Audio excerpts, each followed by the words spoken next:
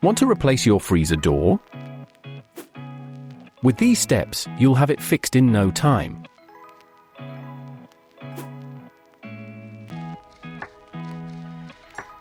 What you need: a socket wrench, a screwdriver, and a new door. Step 1. Remove the old door. Remove the top of the freezer by unscrewing the screws. Then disconnect the cable from the display.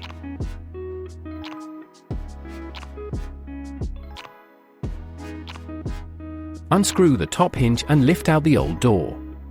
If your hinges are attached to the door, unscrew both of them from the door. Step 2. Fit the new door. Place the door back on the freezer and then fit the top hinge. Attach the top hinge and tighten the screws firmly. If the hinges are attached to the door, fit them to the door first and then replace it as a whole.